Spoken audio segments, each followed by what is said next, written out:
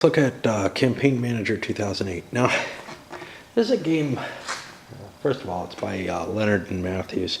They did 1960 and also the other Founding Fathers, the more popularly known one that I kind of found a little bit of a wash in certain ways. It certainly doesn't excite me as much as Rick Helly's game, which has a much larger and more exciting scope to me. The victory conditions and everything in that didn't make much sense. But 1960 I liked quite a bit. Matthews, of course, is involved in Twilight Struggle as well. But the 1960 I liked enough that I've picked up a couple of the Numbskull games that are based on it, that are sort of multiplayer election games. Something I suggested as soon as I saw 1960 was, hey, wouldn't it be cool if they did a couple of the early elections that were cool, like the Bull Moose one and the Lincoln election? Well, those are the two that Numbskull chose to do. They're clearly interesting elections. Now, I think 1960 is a stronger straight game than either of those. But anyway, I came into this with some excitement, in part because, and probably the most exciting thing about it to me is, it's another individual specific election, but also it focuses on the concept of swing states, which at least, except in a couple of kind of modern elections, have been the determining factor. Certain states will vote Democratic almost no matter what. Some will vote Republican almost no matter what. In contrast to games like Road to the White House or Mr. President, where, honestly, they're all up for grabs if you want. And honestly, in 1960, they're all up for grabs too, but that was a somewhat different era. In the case of the more modern era, my era, you kind of have to go back. Let's see. I can think of 3 elections kind of within my lifespan. Not always conscious. That were not basically, let's just play at the edges of the other person's, where the purple states are in nowadays parlance. Notably, Goldwater getting blown out by LBJ, the Nixon-McGovern, which it seemed to signal the complete destruction of the Democratic Party, and the Reagan election, which again,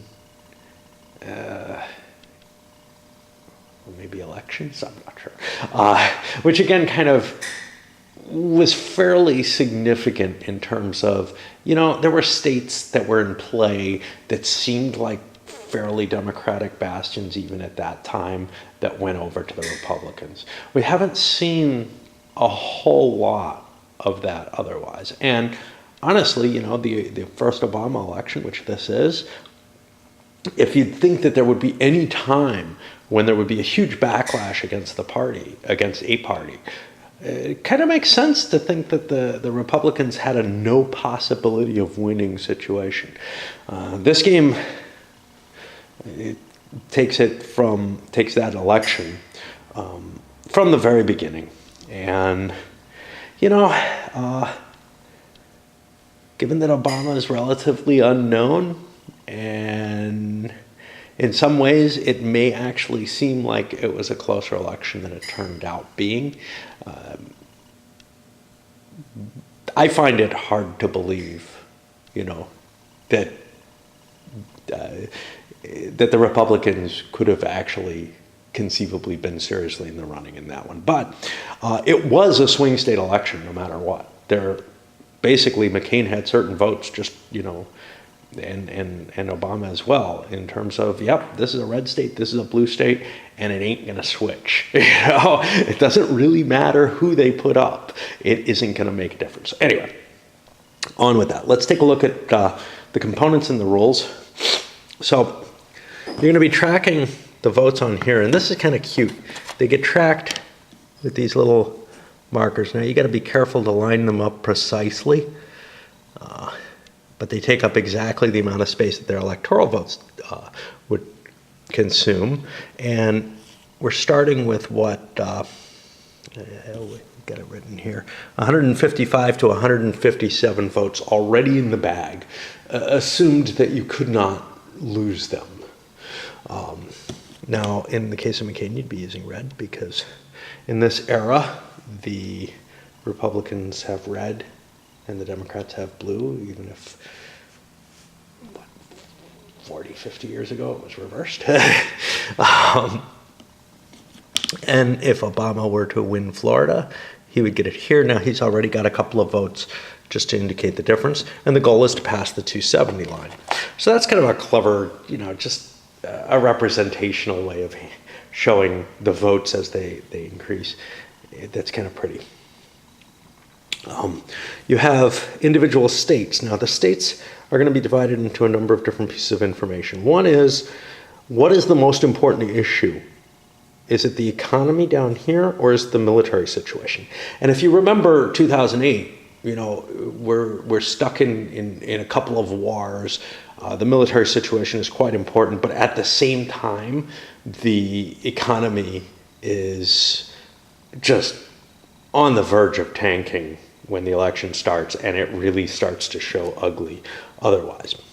Now, on the back of each of these cards, it indicates who a given state is more aligned with. And that player is going to have some control over which states come up. So at the beginning of the game, West Virginia will be in McCain's hands, and he gets to choose whether or not to make it one of the first states in the game. But that's the only real purpose of that piece of information there. Okay, so the next thing, the number of electoral votes. Useful piece of information, but you have that kind of graphically represented there. Here you've got a map of the state. This is just color text, really. Color image, and it is colored. Running across here, you have the actual voters. Now, this is how the vote distribution naturally will align based on the issues. If the issue is economics, well, Obama's got one vote in his favor, and there's 2 undecided voters. If the issue is defense, McCain and Obama both have a vote in their stance, and the remaining voter is undecided. And the larger states have more voters in them. I don't know how big they get. I don't know if I'd like to see Florida, see if it has 5, but I think they range. Yeah, there we go. There's a 5-vote state. And the way that this is tracked is depending on which issue is more important to the voters. So at this point, the economy is more important because it's facing downward. But that could switch, and maybe the military becomes more important, and you switch to this set of voters from that set. Now, the two don't relate to each other, which is kind of interesting.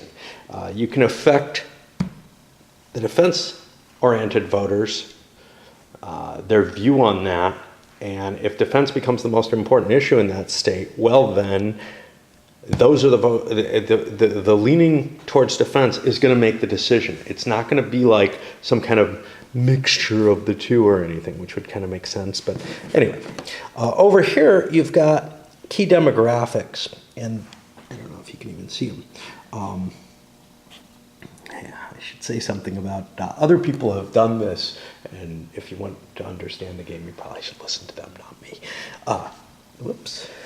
There goes my robes. The key demographics are going to affect some of the event cards, basically, and maybe some of the player cards. If certain demographics are key in a state, you're able to influence it in certain ways that are a little different. So that's about that. We'll hit the rules in a bit. You have, let's look at these. You have some event cards, which look like they have a little flavor text, a wonderful picture, and then an effect that comes up in play about that. And then you have the player strategy cards, I guess, which allow you to take an effect, which is listed down here. Now they have a picture and a little discussion about them.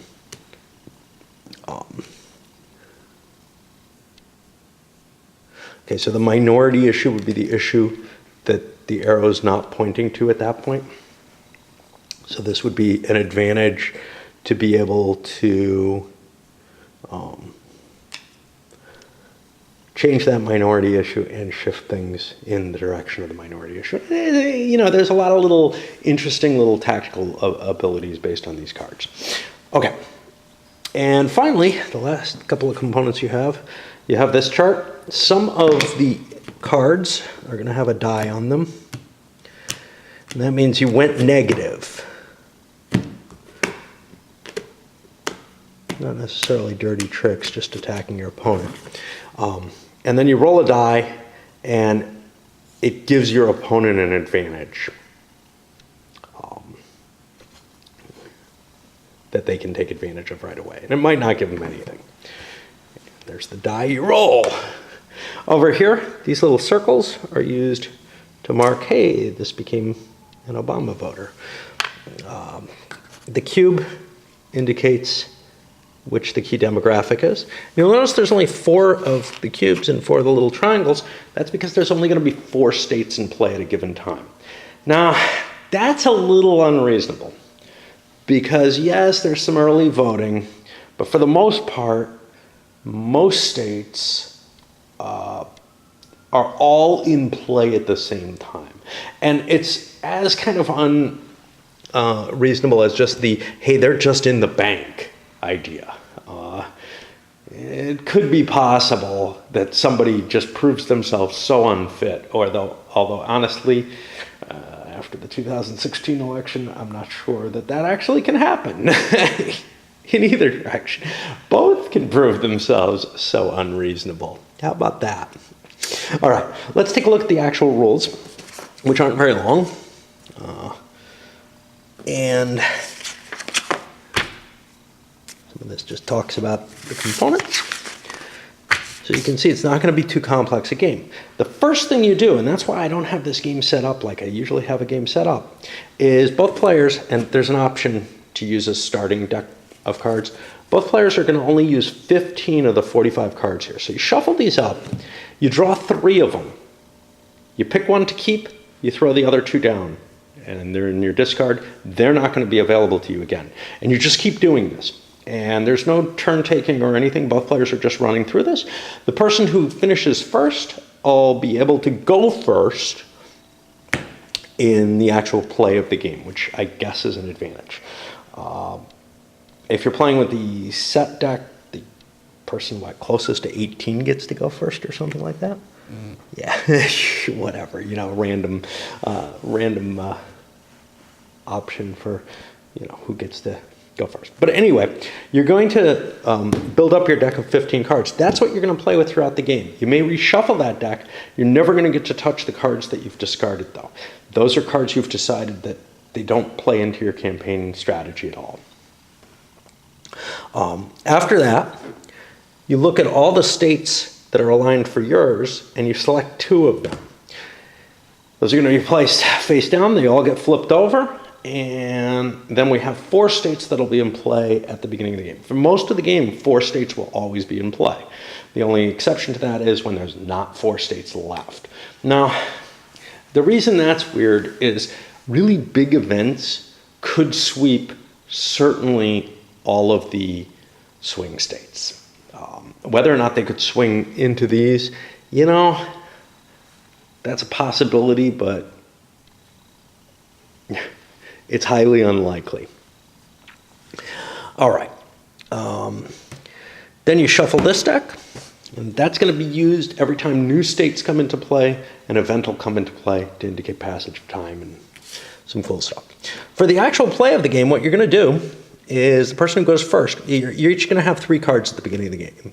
The person who goes first either chooses to play one of the cards in his hand for its effect, or to draw a new card. That's it. Now, if your hand has 5 or more cards, you may not draw again But if you get additional cards through an effect, you still get them. If your deck runs out, you get to reshuffle it. Whenever you're gaining support in a state, what you're going to do is you're going to change the other person. So let's say we're gaining support in defense for Obama. You change the other person's, one of their colored voters to one of yours. If there are none of their color, you change a white voter to one of yours. And as soon as white voters get changed, they're all changed. If the dominant issue is ever fully one player's color or the other, the state gets scored for that player. And it gets scored by placing one of these over here. The state goes away. A new state is selected by the winner of the last state, whether or not it was the person who just played, from the remaining states. Doesn't matter which side they take from. One of these cards is drawn. That interrupts play, as far as I can tell. It certainly interrupts play for the selection of the new state. I'm going to say it just interrupts play across the board, which means if a going negative effect is in play, it is going to be resolved. It's resolved after all of the events, all of the effects of a state coming off the board take effect, which means, if Oregon goes away, let's say it all goes blue here. If it goes away and gets scored for Obama, it just goes away. Oregon gets placed on Obama's side. A new state gets selected. A card gets drawn. That could cause more states to disappear, whatever. All that gets taken place before you take any effect on the going negative. All right. Sometimes you can shift a state towards an issue. You just get to move the little triangle. Pretty simple. Sometimes you get to move the cube here. Sometimes you must discard cards from your hand in order to play other cards or for some other reason. If it's any number, that number can be 0, but you may not gain all the advantages for it. We talked about going negative already. Talked about winning a state, bringing states into play. The breaking news, you just draw the card and take the effect. It's all pretty simple. And as soon as you go over the 270, you've won. You don't actually have to have election night, They call it before election night. Yeah, again, it's not quite what I'd want. It's really that timing of the states being put in the bag, as it were, that I don't really agree with. To me, the swing states are in play for the entirety of the election, and honestly, they should all kind of be out and everything. And that's the one real gripe that I had about the game. I can live with the initial banked states, just because it would be a different campaign, a significantly different campaign, if those were going to break away. But for a fairly close campaign, you really have to kind of target the swing states, but you don't target them for the time or whatever. Sure, you may focus on one and people may go to one, but an event that comes up could swing a state that was already thought to be in your camp and can change the dynamics of an election significantly. And that's the one place I prefer, say, 1960s model or even Road to the White House or Mr. P or something like that, where they can affect more things than once. All right, let's send this up and we'll start the playthrough.